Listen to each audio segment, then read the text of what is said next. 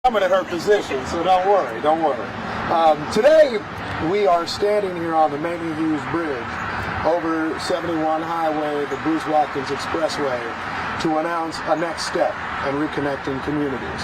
Over recent years, thanks to the work of the Department of Public Works in Kansas City, the Mayor's Office, and the City Council, we have worked with our federal delegation, our elected representatives like Congressman Emanuel Cleaver, the White House, the Department of Transportation, and beyond, to see ways that we can do a few vital and important things. How do we make sure that we get the economic development activity that was promised generations ago here in the inner city of Kansas City?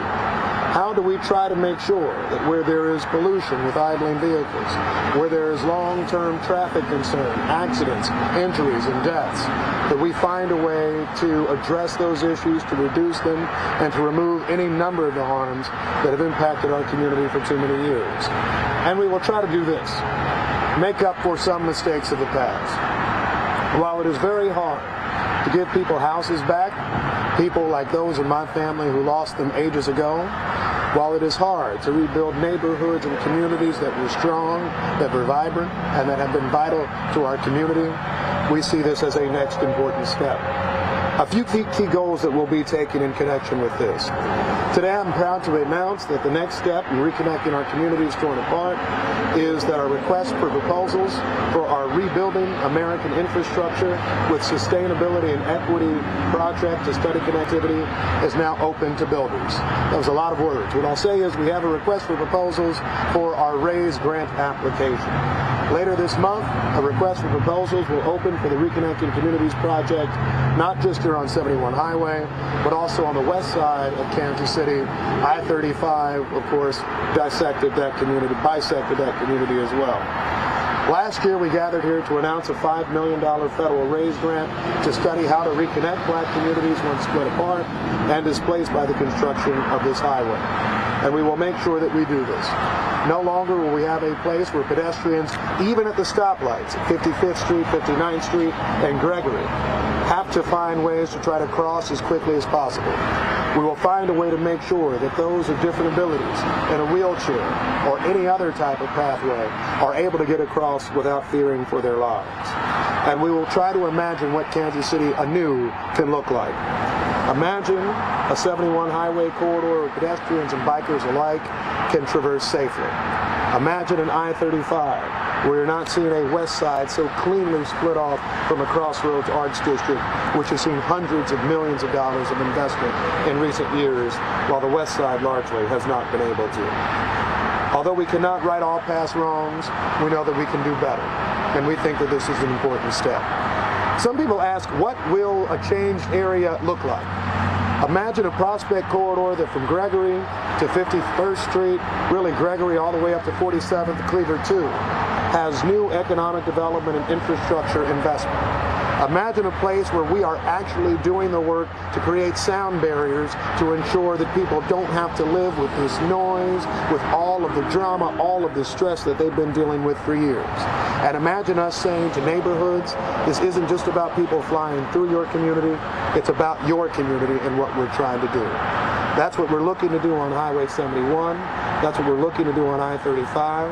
And I hope a generation from now, we actually have a different narrative. When I was a little boy, I remember standing near Research Hospital and asking someone in my family, what are they building? And they said, it's a faster way downtown.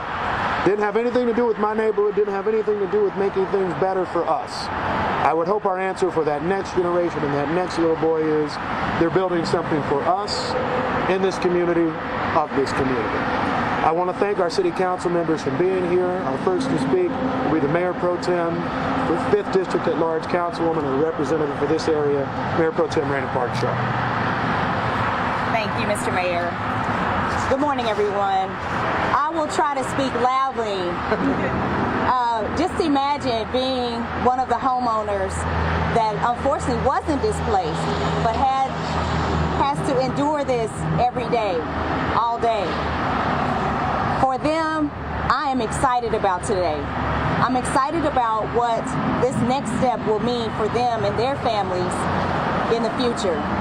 Because unfortunately, We have divided neighborhoods, we've divided communities, and in that division, we've unfortunately seen grocery stores that have closed, causing food deserts. We've unfortunately seen businesses that have closed. And unfortunately, Kansas City's 5th District, which you are standing in, represents 3 of the city's highest fatality intersections in the city. Unfortunately, that is what has occurred here in Kansas City's 5th District. So for those residents who live in this area, who have been fighting since I came in office now 4 years ago, saying we need to strengthen and empower neighborhoods, I'm excited about what this next step will do for them as this council and this mayor and myself work diligently to strengthen and empower Kansas City's neighborhoods, because we know with strong neighborhoods, Kansas City will thrive. Thank you very much for being here today. And next I will have 5th District at Large Councilman Darrel. Thank you. Good morning. And I don't know if I have to speak that loud. Sometimes people tell me that I speak too loudly as it is anyway. But I just want to say a few words, and I'm going to be very brief. I believe that this is a good step in regards to rebuilding our community in this part of 71. This is going to connect more neighborhoods. This is going to reinvigorate businesses up and down the Prospect Corridor, which was sorely lost when this highway came through this community. This is going to be the first or the next step in regards to making sure that our neighborhoods are listened to, because when this highway came through, there was a lot of disenchantment. There was a lot of people that were very upset with it because it was disrupting the neighborhoods and going right through the middle of a community that had been so sorely neglected. And this even neglected it even more to some extent. So I'm very glad to be here, very glad that the city is taking this step. I look forward to working with the mayor and the council to making sure that this project proceeds, and I'm hoping for greater things to come from this endeavor. Thank you very much.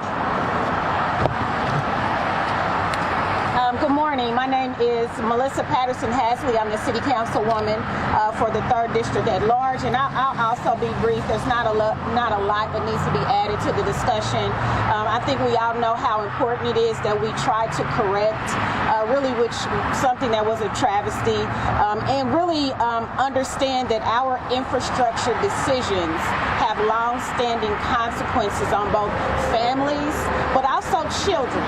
Kansas City has the highest rate of adolescents asthma in the country, among the highest rate in an urban core, due to how we built our infrastructure. Children are inhaling these fumes. They are not very protected by the green infrastructure around it, and it's left our families very vulnerable.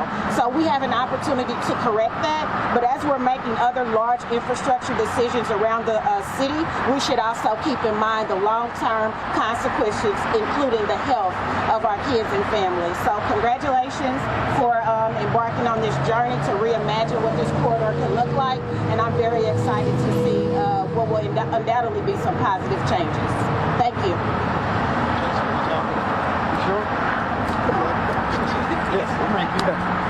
Hi, good morning. Jason Waldren, Transportation Director in Public Works. You know, we're really excited about this project and this conversation. Like they said, this is going to be a community-driven conversation, and we're going to use transportation just to be the start of a more holistic conversation about economic development, about affordable housing and transit, and you name it. So we're really excited, and we're very fortunate and appreciative that the USDOT gave us this opportunity. Thank you. I'll just make this final point, and then if you have any questions, we'll be sure to listen to them. There has been a lot of talk lately about the 670 bridge cap through downtown. And I know a lot of people are asking, do you care about the rest of the city? Are you working on things in the rest of the city? And I hope this is a sign. Whether you're somebody who's waking up in Southeast Kansas City today, whether you're a kid who's going to Southeast High School and has to cross this bridge all the time, or you're somebody who's rising on the west side right now, know that in every part of Kansas City, we are working on making sure that transportation and how we get around doesn't mean tearing apart communities, doesn't mean ignoring communities, doesn't mean that we won't listen to what their needs are. And as Mr. Waldren just said, in the same way that transportation in the past was used perhaps to carve out communities, how it led to the depopulation of thousands, particularly of black families in southeast Kansas City and in east Kansas City, we're looking to make amends. So today we talk about Highway 71 and Interstate 35. We've already talked about I-670. I know in the 3rd District we have more work to do as we look to I-70, particularly as MoDOT looks to do expansion and straightening, but we'll make sure that we're preserving and protecting neighborhoods. And fundamentally, Kansas City and Kansas City's urban core will no longer just be a place that people cut through, not just a place to bypass, but a place that we're investing in, a place we want to be, and a place where we are truly supporting development. With that, I'll break for any questions if you have them. So specifically what's different today? Yep. So it's the issuance of the request for proposals. And with the RFP, we both will go through a process where there are public hearings, and then what you will be seeing in the weeks and months ahead is actually more neighborhood engagement, including whoever is the successful respondent, doing that work to make sure we're talking to people. Because one of the pushbacks that we've heard over years is we don't just want you to come in and fix a bunch of things or tear a bunch of things out, because that's kind of the same thing that started before. And so what it is the issuance of the RFP, hopefully then, of course, further grant requests and funding fundamentally of what solutions might be. That could be inclusive of other infrastructure improvements on Prospect, economic development funds going to the Prospect corridor, conversation always relating to removal of stoplights and restructuring of what it looks like as a path through here. This is the real kickoff of that. As opposed to a year ago. Right, just getting the grant. Just getting the grant. That's right. Any other questions for you? All right, thank you.